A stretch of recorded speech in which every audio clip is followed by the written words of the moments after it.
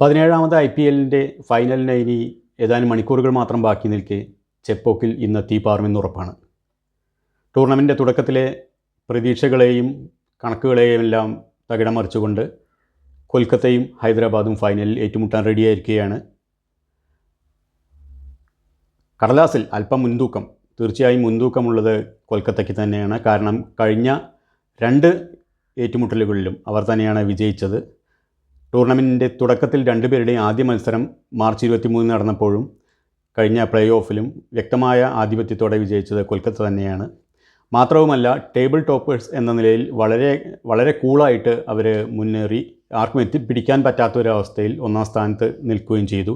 അതേസമയം സൺറൈസേഴ്സ് ആവട്ടെ ടൂർണമെൻറ്റിൻ്റെ തുടക്കത്തിൽ നന്നായി കത്തിക്കയറി പിന്നീട് ഒരല്പം സ്ട്രഗിൾ ചെയ്ത് 2ാം സ്ഥാനത്തേക്ക് എത്തുകയാണ് ചെയ്തത്. എങ്കിൽ പോലും സൺറൈസേഴ്സിന് രാജസ്ഥാൻ റോയൽസുമായുള്ള മത്സരത്തിൽ അവരുടെ ടാക്റ്റിക്സും അവരുടെ പാറ്റ് കമ്മിൻസ് എന്ന അവരുടെ ഏറ്റവും മികച്ച ക്യാപ്റ്റൻ്റെ ഇടപെടലുകളും വളരെ പ്രതീക്ഷ നൽകുന്ന ഒരു സംഗതി തന്നെയാണ് ഫൈനലിൽ ഉണ്ടാകുന്നത്. 2 ടീമിൻ്റെയും ഏറ്റവും പ്ലസ് പോയിൻ്റ് എന്ന് പറയുന്നത് അവരുടെ ബാറ്റിംഗ് ലൈനപ്പ് തന്നെയാണ്. കൊൽക്കത്തയ്ക്കും അതേപോലെ സൺറൈസേഴ്സിന് സ്ഫോടനാത്മകമായ ഒരു തുടക്കം നൽകാൻ പറ്റിയ ഓപ്പണർമാർ തന്നെയാണ് ഉള്ളത്.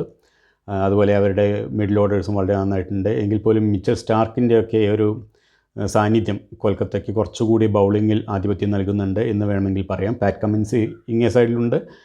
അദ്ദേഹത്തിൻ്റെ ക്യാപ്റ്റൻസിയും വളരെ മികച്ചതാണ്.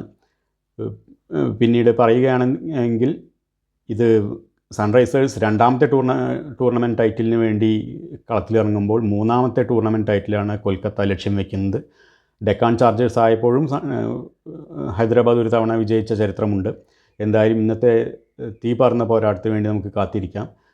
എൻ്റെ ഒരു ബെറ്റ് വരുന്നത് കൊൽക്കത്തയ്ക്ക് കൂടെയാണ്.